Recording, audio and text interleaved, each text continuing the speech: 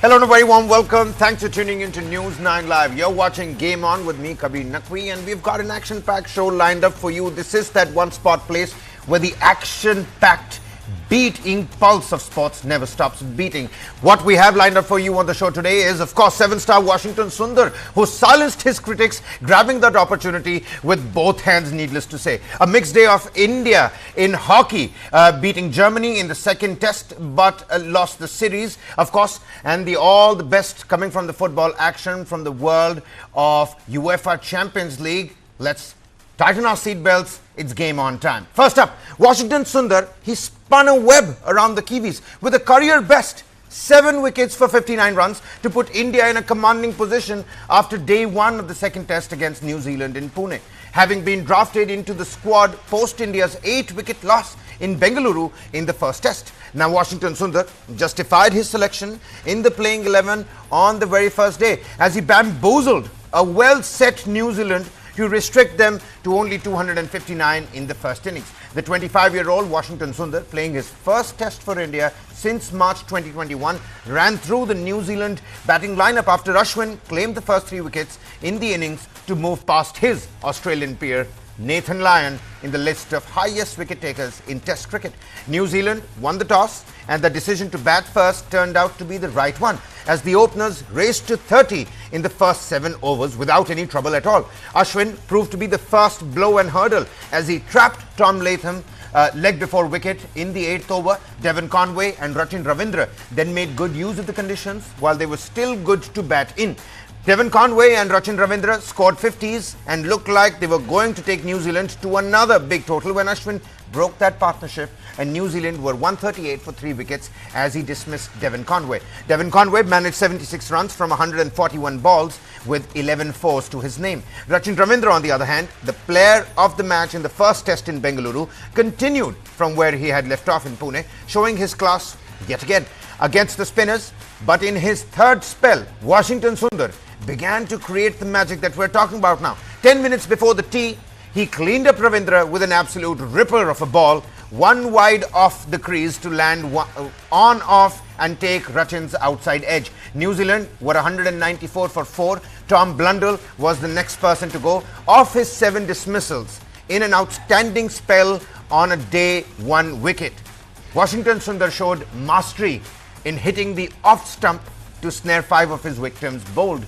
One pinned in front of the wickets, while the other caught by fellow tweaker Ravichandran Ashwin. Now, Rachin Ravindra's dismissal, let's talk about that as well. Ravindra's dismissal close to the tea break proved instrumental, as New Zealand could never really recover from that blow and folded in the final session without much resistance to offer. India crawled to 16 4-1 in 11 overs with Yashasvi Jaiswal batting at 6 not out and Shubman Gill at 10 not out at the crease, trailing by another 243 runs in the first innings. Tim Southee, he cleaned up Rohit Sharma for a 9-ball duck, forcing the hosts to be extra cautious now with the debacle of first innings in the Bengaluru test, still fresh in the minds. Rohit Sharma, who was cleaned up for the 3rd time in the series and for the 2nd time by Tim Southee, was squared up as he looked to defend in the line of the delivery, but the ball moved a little bit away to beat his outside edge and crash into the off stump. Meanwhile, off spinner Washington Sundar, he took 7 wickets as India dismissed New Zealand for 259 on day 1 of the second test in Pune today. Picked in the playing 11 ahead of Kuldeep Yadav, Washington Sundar repaid the faith shown in him by the team management with his career best bowling figures in his only 5th test. New Zealand's last 7 wickets, all taken by Washington Sundar, fell for just 62 runs after Ravichandran Ashwin had accounted for the first 3 wickets. Kiwi batters were all washed up, completely done and dusted because of Washington Sundar. Sundar conceded only 59 runs in the 23 overs and 1 delivery he bowled today, 4 of which were maiden, mind you. He was also one of the most economical among the 5 Indian bowlers pressed into service by skipper Rohit Sharma. And Washington Sundar also proved his critics wrong, including Sunil Gavaskar. Earlier, Sunil Gavaskar had slammed captain Rohit Sharma and head coach Gautam Gambhir's tactic of bringing Washington Sundar into the playing 11. Washington Sundar, who was not originally part of India's 15-member squad for the 3-match test series against the Kiwis, was added to Team India after the loss of the first test in Bengaluru by a big margin of 8 wickets. He was brought into the playing 11 in place of left-arm wrist spinner Kuldeep Yadav in the second test. On the eve of the match, Gambhir had confirmed that team management was looking at including Washington Sundar in the 11. It was done to give more options against the left-handers of New Zealand. The visitors have as many as 3 left-handers in their top 4 batting lineup. Gambhir had said, and I quote, take a look at this, "We just felt that they have 4 or 5 left-handers in the playing 11 as well. So if we want another bowler who can take the ball away from these left-handers, it's always going to be useful for us as well. But we haven't decided what our playing 11 is going to look like. We feel that with the 2 openers and 1 left-hander in the middle, Washington Sundar can give us more control, and he is a good option for us." And well, he did turn out to be a good option now, didn't he? Gavaskar did not agree with the theory of the left-handers to bring in Sundar. The former Indian captain, in fact, said Sundar's selection was because of his batting and that India were worried about their lower order when it came to batting. Gavaskar said, and I quote, "The selection of Washington Sundar tells me that the Indian team was worried about their batting. He is not just in the team because of his off spin, but because he can get more runs at the lower order." Yes, I think there has been a lot of talk about the number of left-handers in the New Zealand batting lineup, but if I had to do that, then I would have picked another guy like Kuldeep Yadav, who can turn the ball away from the left-handers. He's pretty handy with the bat as well. Obviously, not as heavy scoring as Washington Sundar. Now, India made 3 changes to the side, which featured in Bengaluru. Mohammad Siraj, KL Rahul and Kuldeep Yadav made way for Akashdeep, Washington Sundar and Shubman Gill. While Akash went wicketless as New Zealand batted first and Gill is in the early stage of his innings, Washington Sundar has justified certainly his selection. Moving on, India defeated world champions Germany 5-3 in the second and final hockey test, but lost the 2-match series in shootout at the Major Dhyan Chand Stadium in New Delhi today. The series was levelled 1-1 as Germany had won the first test 2-1 on Wednesday. The series winner was later decided via shootout, which went 3-1 in the visitors' favour. Elian Mazkor scored a brace for Germany, who took the early lead, while Henrik Mertgens was the other goal getter for the visitors. But India turned the tables in the second half, with goals from Sukhjit Singh, who sounded the board in the 34th and the 48th minutes, skipper Harmanpreet Singh scoring 2 goals in the 42nd and the 43rd minute, and Abhishek getting India's 5th goal just at the stroke of the 3rd quarter. News and updates from the world of UEFA Champions League. Barcelona captain Rafinha scored a hat-trick to lead Barcelona to a commanding 4-1 home victory over Bayern Munich in the Champions League on Wednesday. With the result, the hosts also ended their near-decade-long winless run against the German powerhouse.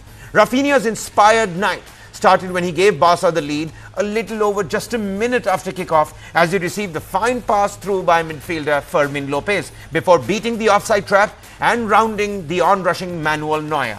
Harry Kane levelled the score with a volley in the 18th minute, but Robert Lewandowski, the star striker for the Blaugrana, put the home side back in front in the 36th minute after a mistake by Bayern's defence, and Rafinha extended Barca's lead with 2 quick goals from quick counter-attacks either side of half-time. Barca are currently 9th in the Champions League standings on 6 points from 3 games, whilst Bayern are 23rd on the 3 points after a second consecutive defeat in the Champions League. The loss throws Bayern's season under a new coach, Vincent Kompany, into turmoil. Bayern began their Champions League campaign with a record-breaking 9-2 demolition of Croatia's Dinamo Zagreb, but are now 23rd in the Champions League standings, 1 place below Dinamo Zagreb after back-to-back losses to Aston Villa and now to Barcelona. Across all competitions, Bayern have won just 1 of their last 5 games, even though a hot-scoring Harry Kane continues to start in the lineup. The ease with which Rafinha was able to exploit gaps in the back line could reopen questions about whether Bayern Munich, who have now conceded 7 goals in their last 3 games, remain fragile in defence. It's always good when, like now, after the international break, when we have 2 wins in our suitcase for Real Madrid. It's good because it gives confidence, gives the team confidence, self-confidence, and of course, we have 1 day less than Real, but the team will still recover, and I think everyone is looking forward to the game, to the El Clasico, and that's why I think we'll be well prepared. I think the base for us of this, the base, what I can at the moment share is how we felt the game went at the start or in the first half versus what we thought we could achieve in this game. So in the first half, I think all of us, and probably you guys would have felt it too, that it was a game where it felt like we could edge this game. It felt like this game could turn for us. But in key moments, we got outdone. And for that reason, the result is fairly heavy. We played against a good team, but we have the ambition to win these games. And today we have to learn from these games so that the next opportunities we have, we're stronger again. Well, outside the stadium, Spanish police briefly charged against Barcelona fans before their Champions League match. Barcelona fans expressed their frustration at reports their La Liga fixture against Atletico Madrid may be played in the United States. A small group of Barca fans threw flares and fences to police shortly after Barca and Bayern Munich arrival at Luis Company's stadium. Police dispersed the group of fans using their vans and deploying officers in riot gear. La Liga boss Javier Tebas has previously expressed an interest in holding Spanish league matches overseas. This week, media in Spain and internationally have reported that Miami could play host to Barcelona's December fixture against Atletico de Madrid. FIFA would need to give approval before that happened, but if they did, it would bring La Liga into line with US sports such as NFL, NBA, MLB and the NHL, which have all hosted overseas games. Other matches involving Spanish sides, including cup competitions, have already been held abroad, most notably in Saudi Arabia.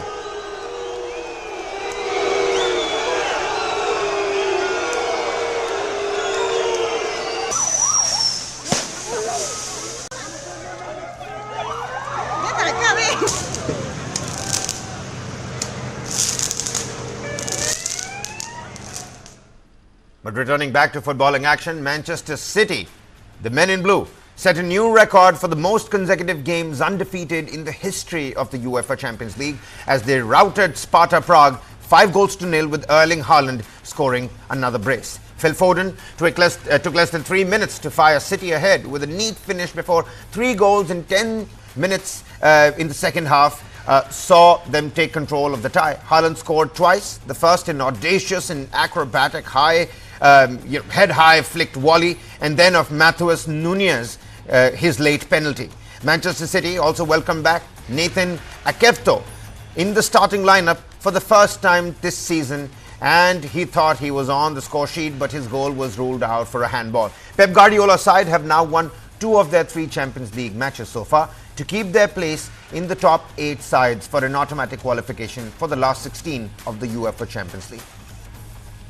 Meanwhile, Manchester City manager Pep Guardiola is in awe of Erling Haaland's first goal against Sparta Prague. Speaking about the 58-minute acrobatic strike which opened the floodgates for Manchester City, Guardiola said that his team's goal machine, Haaland, is not a human. Haaland found the net in the 58th and the 68th minutes as City outplayed Sparta 5-0 to move to the 3rd position of the UEFA Champions League table behind fellow English clubs Aston Villa and Liverpool. I would say no. For a human being, I would say no. I know it's not easy for him because they defend in the box, no space, 3 central defenders with him, 2 holding midfielders close to him, even the wingers close to the holding midfielders. Literally, it's not a space, Every cross, they are hugging him and push him, so it's not easy. But I spoke with many times with him, be patient, be positive, because the ball is coming, the ball arrives. To score 2 goals, have 2 headers, really good to score more, 2 more. Because always Erling had this incredible capacity. Can touch 15 balls, 20 balls, but have 7, 8 chances. So it's unbelievable, this talent that this guy has. And of course, make a fantastic goal, quite similar to Dortmund years ago with an incredible pass from Joao Cancelo. I don't know which one is more difficult. For me, both. So, yeah, really good. Well, Manchester City's Premier League competition and Premier League leaders, Liverpool, they move level on points with Aston Villa at the top of the Champions League standings, extending their perfect record to 3 wins in the tournament. Liverpool edged Leipzig 1-0, combination of Mohamed Salah and Darwin Núñez. The Uruguayan's goal gave Liverpool the advantage they would hold for the remainder of the match. RB Leipzig, meanwhile, struggled to convert their chances despite an energetic opening. Next up for Liverpool is going to be a crucial Premier League showdown against Arsenal on Sunday, a key fixture in the battle at the top of the domestic table. RB Leipzig, meanwhile, will turn their attention back to the Bundesliga, where they will host Freiburg on Saturday. And just last season, Marcus Thuram was Serie A's top assist man. This season, he's in the running for the top goal scorer honour. It's been quite a transformation for the France international during his second year in the Italian league. Marcus Thuram's impact in front of the goal has been felt beyond Italy too. In the Champions League yesterday, he came off the bench to score the late winner in Inter's 1-0 victory at Young Boys. It was Thuram's 8th goal in 10 matches across all competitions and his first in Europe this season, to go with his 7 in 8 matches in Serie A. In Serie A, only Atalanta's Matteo Retegui has scored more with 8 goals. Goals are always important, even more so if they help the team win, said Marcus Thuram. Only a couple of months into an extremely long club season that will conclude with the Club World Cup in June-July for Inter Milan, Marcus Thuram is already more than halfway to his scoring mark of last season, which he finished with 15 goals and 14 assists across all competitions. Marcus Thuram led Serie A with 13 assists last season, but has yet to step up a goal this season.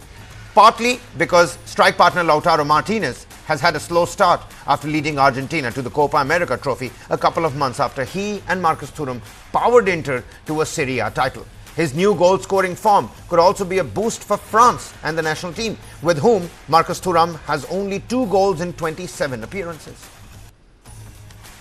But again, shifting our focus to the red half of Manchester, where Manchester United manager Erik ten Hag is confident his side are strong enough to beat Fenerbahce despite missing several key players as they prepare to take on the Turkish side in the Europa League group stage clash. Captain Bruno Fernandes is serving a 1-match ban after being shown a red card in the 3-3 draw with FC Porto, while Mason Mount is also unavailable for the Red Devils, still dealing with 2 injuries. Yes, and Mourinho and I, we won a lot of trophies in the last years, but you have to prove yourself every year, and when you don't win, we are always in the criticism, and we know that we are experienced enough. Professional football is about winning games. When you don't win games, then the criticism is coming. But in the end of the day, we know also it's about how you are in the end of the year. And Mourinho is so experienced; he will lead his team to his best form and will be successful. And so we will be. We are convinced that we are in the right direction, that we follow the right path, and we will achieve what our targets are. Öncelikle Türkiye'ye hoş geldiniz. Mourinho bugün basın toplantısı. Fenerbahce is a very good team with a lot of good players. We know some. Fred, long time at Manchester United, very experienced. We won with him the Carabao Cup. Soufiane Amrabat, we won with him the FA Cup, very experienced, also very good in World Cup. Dusan Tadic had a long history with him at Ajax, won also a lot of trophies with him. So they have so many experienced and good players, and they have an experienced coach. So yeah, this is a very good place, very good team, and yeah, we will not underestimate them, but also not overestimate.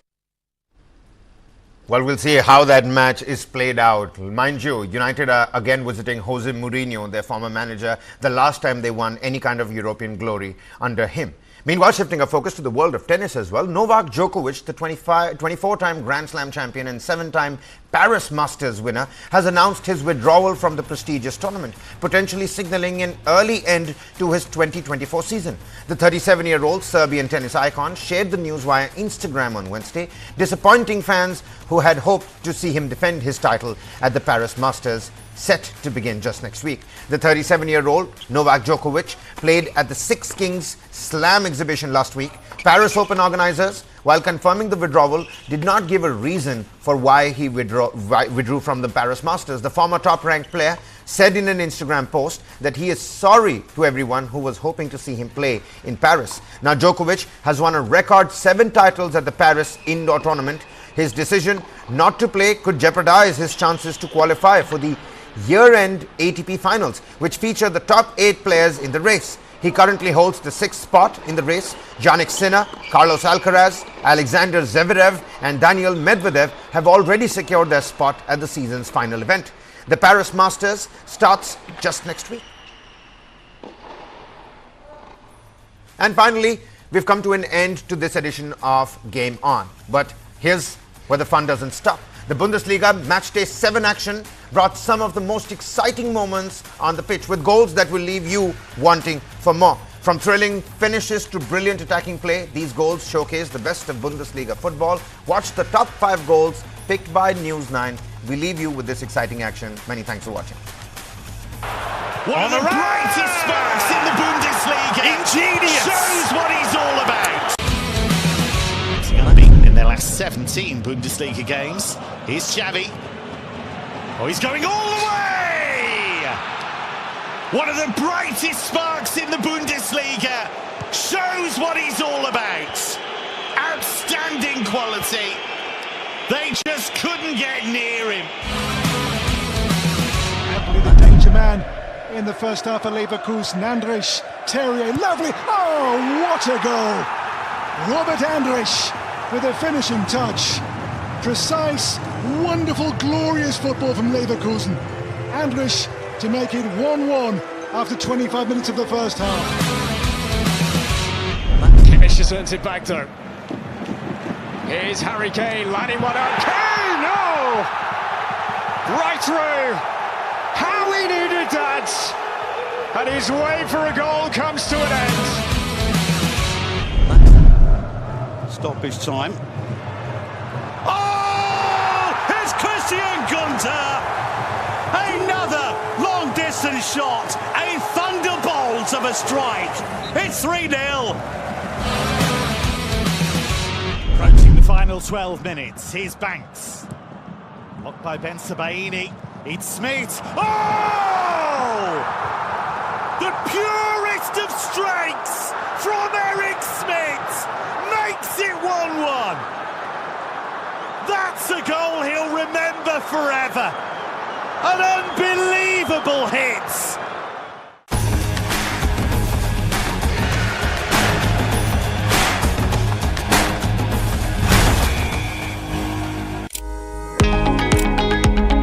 So I'm Payal Nath, the CEO and director of Kadam Heart.